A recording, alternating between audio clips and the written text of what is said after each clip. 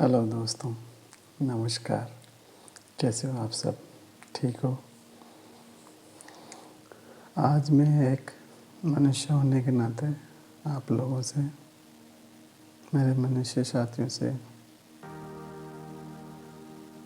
अपने दिल में, अपने विचारों में जो बात आ रही है उसको शेयर करना चाहता हूँ। क्योंकि हम सब एक मनुष्य जाति हैं। मैं एक मनुष्य हूँ और आप भी एक मनुष्य है। तो मैं आपको अपने मनुष्य होने की कहानी सुनाना चाहता हूँ।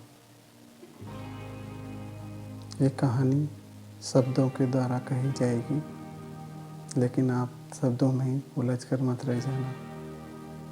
इन शब्दों के पीछे जो एहसास है उसको भी पकड़ने की कोशिश करना, क्योंकि शब्द किसी एहसास की ओर इशारा करते हैं और बाकी शब्द कुछ नहीं होते। तो हम मनुष्य होने के नाते हम कैसे काम करते हैं उसके बारे में मैं थोड़ी चर्चा करता हूँ। हम मनुष्य को जिस रूप में पहचानते हैं और ये शारीरिक रूप है जो हमें प्रत्यक्ष रूप से दिखाई देता है, तो इसे हम बाह्य रूप या बाह्य संसार में देखते हैं।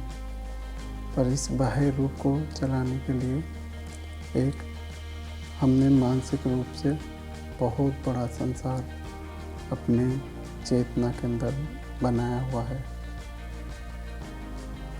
ये चेतना मनुष्य जाति की, सभी मनुष्य की एक ही चेतना है। इस चीज़ का अभी हमें एहसास नहीं है। जिस दिन हमें इस चीज़ का एहसास हो जाएगा कि सभी मनुष्य की चेतना एक ही है, तो हम इतने संघर्ष, इतने दुख, इतनी दुविधा में नहीं रहेंगे। जो हमारी चेतना है वो बनी है हमारे विचारों से। चेतना को समझ आने के लिए यूँ समझ लो, ये पूरी बॉडी है जब हम बर्थ लेते हैं तो खाली आती है, एक चेतना आती है। तो इसे हम साल बाय साल, साल दर साल अपने विचारों से अपनी चेतना को भरते जाते हैं। चेतना एक तो डायरेक्ट भरती है, हम जो सुनते हैं, देखते हैं, समझते हैं, पढ़ते हैं, शिक्षा लेते हैं, जिस समाज में रहते हैं, तो ये इनडायरेक्ट हमारी चेतना में स्टोर होता जाता है। तो ऐसे करते करते एक एज के बाद 10 साल के बच्चे की चेतना बनने लग जाती है, क्योंकि उसमें विचार डेवलप होने लग जाते हैं। और ऐसे 20 साल के लड़के में भी चेतना रहती है, वो उसके विचार अलग रहते हैं। 30 साल का मनुष्य जब होता है तो उसके विचार अलग हो जाते हैं, और 40 साल का तो इसके विचार 50-60, ऐसे करते करते 60 साल की उम्र तक हमारे विचारों से एक हमारे अंतर चेतना, हमारी चेतना फुल थॉट ऑफ ग्रुप्स बना लेती है। अलग अलग शरीर के लिए अलग विचार, संबंध के लिए अलग विचार, प्यार के लिए अलग विचार, संसार के लिए अलग विचार। तो जो हम मनुष्य काम करते हैं उसका बेस है हमारे विचार। जिस मनुष्य के जैसे विचार हैं उन्हीं के आधार पर वो अपना जीवन जीता है। पर हमारे मनुष्य की, सभी मनुष्य की चेतना एक ही, कहने का पीछे के रीज़न है क्योंकि हम सभी संस्कारबद्ध हैं, प्रोग्राम्ड हैं।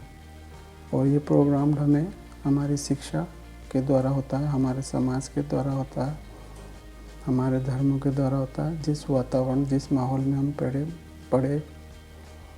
बड़े और पैदा हुए, उसके अकॉर्डिंग हमारी चेतना का विस्तार होता जाता है। और इस चेतना के अंदर है हमारे डेली जीवन की प्रतिक्रियाएं। जैसे हम डेली जीवन जीते हैं, इसमें पूरी अव्यवस्था है। इसकी गहराई में हमारे डर, हमारी चिंताएं, हमारे भय, हमारी ईर्ष्याएं, हमारी महत्वाकांक्षाएं, हमारी कामनाएं, हमारी इच्छाएं, इसी से हमारे अंदर चेतना बनी हुई है और इसी के अकॉर्डिंग हम सब काम करते हैं। तो ऐसा नहीं है कि मेरे अंतर चेतना आप मनुष्यों से अलग अंतर चेतना है। आप लोग भी दुखी हैं, आपकी भी इच्छाएं, आपकी भी कामनाएं, आपकी भी महत्वाकांक्षा हैं जीवन में कुछ पाने की, कुछ बनने की। ऐसे हर मनुष्य की होती है, पर मनुष्य इसी भंवर में फंस के कभी सुख ही नहीं रह पाता, क्योंकि वो न तो कभी इच्छा को समझ पाया है, न दुख को समझ पाया है, न चिंता को समझ पाया है, न स्वयं अपने को समझ पाया है, अपने विचार को। वो क्यों हमेशा अपने आप से क्वेश्चन पूछो, मैं हमेशा इसी विचार से क्यों चिपका रहता हूँ, हमेशा ऐसी चिंताएं क्यों आती रहती। क्योंकि हम अपने विचार को पूरी तरह से समझ नहीं पाए। विचार को समझना यानी आपने अपने मन को समझ लिया है। मन कुछ नहीं है, बस केवल विचारों का एक पुलिंदा है जो मैं के रूप में अपने अंदर काम करता है, जो स्व केंद्रित है, केवल सेल्फ सेंटर्ड ही दुनिया को देखता है, जो हमेशा हमारी मेमोरी और स्मृति में रहता है।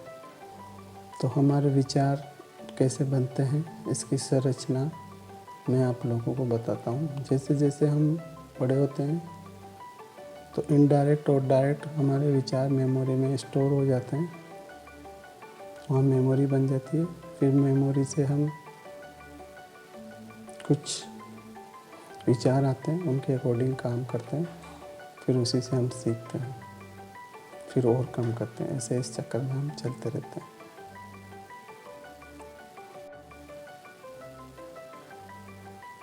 मेमोरी का हमारे जीवन में बहुत बड़ा योगदान है। हमारी चेतना, हमारी मेमोरी हमारी चेतना पर ही टिकी हुई है। तो मेमोरी में ही मैं है और मेमोरी से विचार बनते हैं, क्योंकि मेमोरी समय के द्वारा जो हमने जानकारी जुटाई है इस जीवन में बड़े होते होते, जो ज्ञान हमने प्राप्त किया है, उसी के आधार पर हमारे विचार बनते हैं।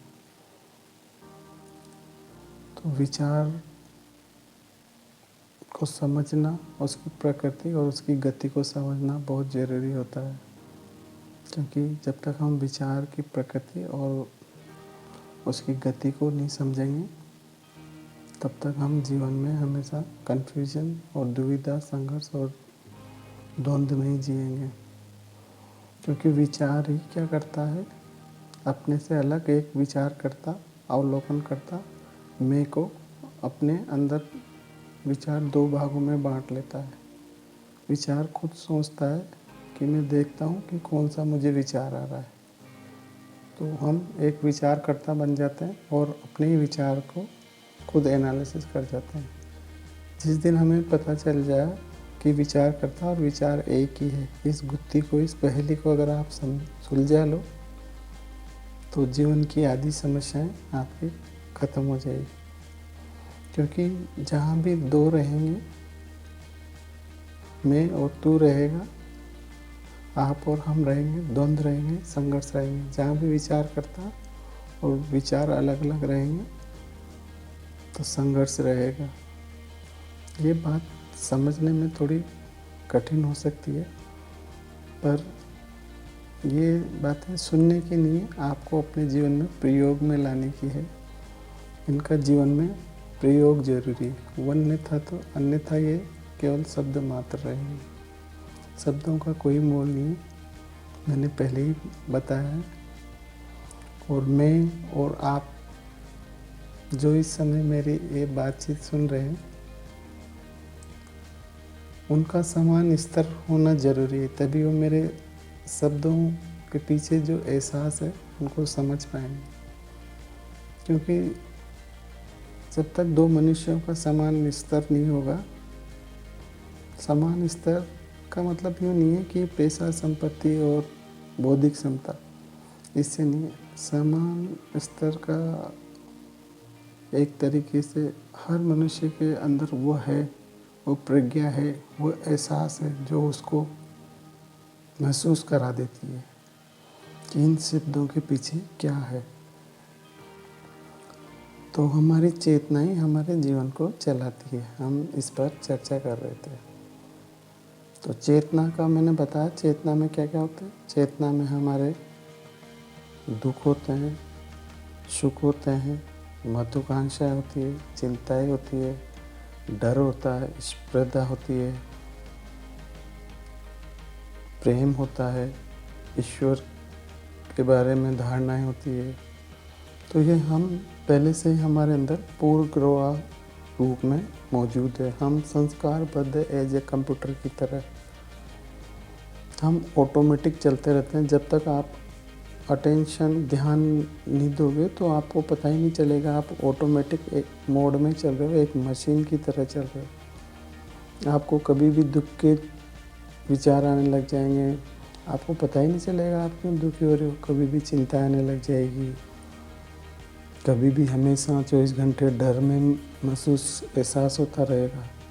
तो इसका रीज़न क्या है? इसका रीज़न यही है कि हमने अपने विचारों को जो अव्यवस्थित है उनको व्यवस्थित नहीं करके अपने दिमाग में सही पैटर्न से नहीं बना रखा है। तो उन्होंने एक गलत पैटर्न बना रखा है। तो मेरा ये सब कहने के पीछे मोटिव ये है कि संसार में इतना दुख और इतनी दुविधाएं नहीं है जितना हमने स्वयं ने अपने माइंड में बना रखी है। क्योंकि हमारा मन का क्या स्वभाव हो गया है, वो हर चीज़ को प्रतिरोध करता है, हर चीज़ को सुरक्षा के रूप में देखता है। वो खुला नहीं है, वो फ्रीडम नहीं है। हमारे विचार फ्री नहीं है, वो बंधे हैं, स्व केंद्रित हैं, मैं पर टिके हुए हैं। और मैं है जो बिल्कुल स्वार्थी है, हमेशा खुद के स्वार्थ की सोचता है। तो जहाँ पर स्वार्थ आएगा तो वहाँ मनुष्य जाति का विकास नहीं हो पाएगा। क्योंकि हमारी चेतना विकास चाहती है, डेवलप होना चाहती है। सबकी चेतना, अंतर चेतना, चेतना सबकी मनुष्य जातियों की एक ही है। ऐसे जीव जंतुओं की चेतना एक ही है, वनस्पति पेड़ पौधों की चेतना एक है। तो उनमें उनकी चेतना में हम संघर्ष, द्वंद, चिंताएं नहीं देखते। आप किसी पेड़ पौधे को आपस में लड़ते हुए नहीं देखते, किसी पक्षी को आपस में थोड़ी देर के लड़ते हुए देखते हैं, पर ऐसा मन मिटाव उनमें नहीं देख पाएंगे। तो जीवन में आपको अपनी अंतर चेतना को समझना बहुत ज़रूरी है। और इसको समझने के लिए आपके विचारों के बीच में थोड़ी शांति होनी चाहिए, गैप होना चाहिए।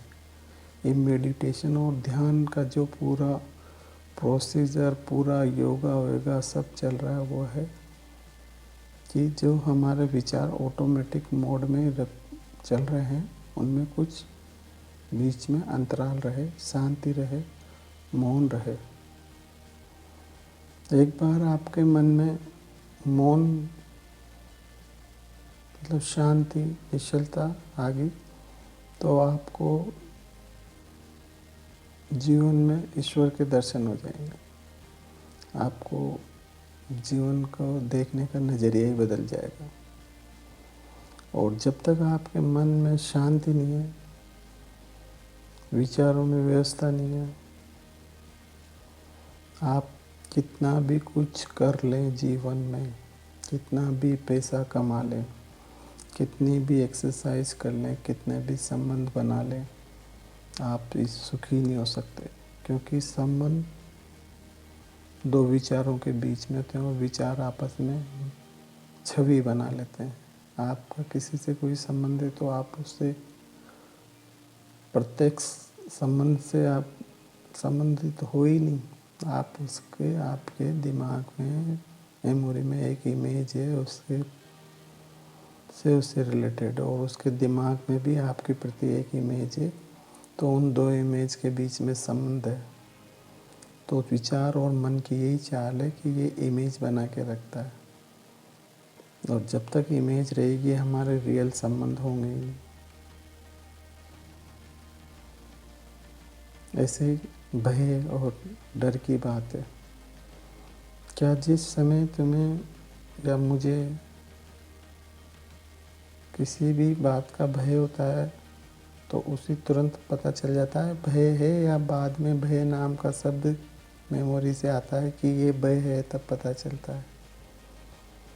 देखो, ये बातें बहुत कठिन है, बहुत हो सकता है मुझे भी बहुत मुश्किल से समझ में आती है, पर फिर भी मैं सरल भाषा में समझाने की आप लोगों को कोशिश करता हूँ, क्योंकि हो सकता है जीवन में कहीं कहीं आपके काम आ जाए, आप खुश रह सकें, स्वस्थ रह सकें, पैसा कमा सकें। क्योंकि जब तक आप आंतरिक जीवन में व्यवस्था नहीं रखोगे, बाहरी जीवन में व्यवस्थित नहीं रख पाओगे, आप लोगों से संबंध नहीं बना पाओगे, आप लोगों से प्रेम नहीं कर सकोगे, आपके मन में दया नहीं होगी, क्योंकि आपका तो विचार ही घृणा, ईर्ष्या, जेलेसी, थॉट इसी पैटर्न के आपके अंतर चेतना है, आपने हमेशा ऐसे ही बनाई है। तो अंतर चेतना का जो प्रोग्राम अपने माइंड में रखा हुआ है, उससे हमें फ्री होना है, तभी हम बात कर सकते हैं मनुष्य जाति की, हमारे विकास की, प्रेम से रहने की, ध्यान करने की, धर्म की बात करने की। अभी जो व्यक्ति, जो मनुष्य अभी अपने केवल शारीरिक रूप से ही सक्षम नहीं हो पाया है, तो उसे तो मानसिक रूप से सक्षम होने में बहुत टाइम लगेगा, क्योंकि पहले शरीर को भौतिक सुविधाएं चाहिए, आराम चाहिए, तब मन शांत होता है।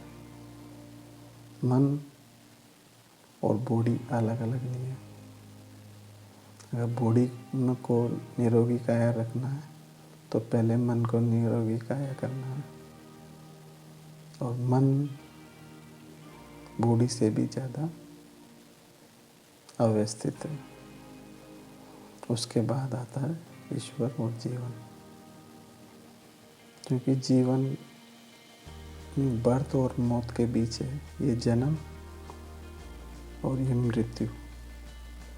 मृत्यु दो तरीके से होती है, एक है इस शरीर के भौतिक शरीर का मरना, जो हम सब जानते हैं, एक होती है जो हमने गलत गलत अंतर चेतना में विचारों को इकट्ठा कर रखा है मैं के रूप में, मेरा ये, मेरा घर, मेरी संपत्ति, मेरी पावर, मेरा अहंकार।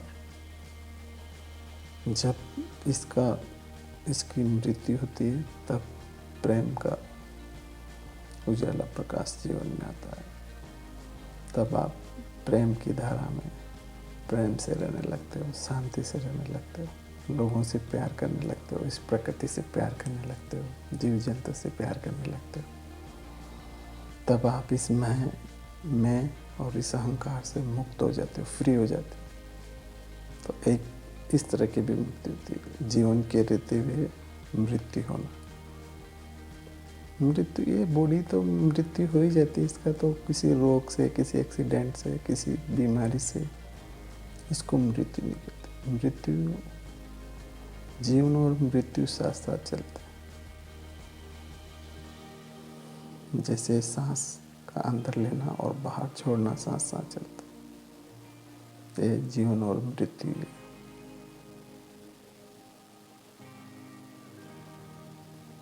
तो अपने शरीर को शांत रखना सीखो, इसका प्रतिरोध मत करो। अपने मन को शांत रखना सीखो, इसका प्रतिरोध मत करो। फिर तुम्हारे जीवन में, मेरे जीवन में आनंद ही आनंद है। जब तक जीवन चल रहा है आनंद लो, पैसे कमाओ, नौकरी करो, प्रकृति को देखो, लोगों से मिलो, प्यार से बातें करो। आपको लोगों को ये बातें सुनने में अजीब सी लग रही होगी, क्योंकि अभी आपके विचार केवल पैसे कमाने में, गाड़ी और बंगले और अपने ईगो अहंकार को बनाने में लगे हुए हैं। तो आपको प्रेम की भाषा, वर्ड ही, शब्द ही पता है, उसका एहसास पता नहीं। आपको सुख पता है, मुझे पता है, सुख पता है। सुख मतलब प्लेजर, मूवी देखने में प्लेजर, गाड़ी लाने में प्लेजर, पार्टी करने में प्लेजर, ये सब प्लेजर है। ये आनंद सुख नहीं, प्रेम नहीं। प्रेम की अलग ही परिभाषा होती है। जिस दिन जीवन में प्रेम आ जाता है, आपको सुख छोटा लगने लग जाता है, तब आपको जीवन का एहसास होता है। जीवन और कोई ईश्वर ऐसा नहीं है कि वो आपको आके बताएगा ऐसा। ये पल पल जीवन चल रहा है, व्यतीत हो रहा है, आप यूं ही चिंता में डूबे हो, यूं ही डर को बनाए हो, पता नहीं। शांत रहो, अपने विचारों को व्यवस्थित करो और खुश रहो। देखो असली आनंद कहाँ पर है। जीवन सच्चित आनंद है, वो आप में है ऑलरेडी। उसको कहीं से खरीद के या पैसों से लाने की जरूरत नहीं है। कितना भी पैसा हो जाए, उसको खरीदा नहीं जा सकता जीवन को। नमस्कार।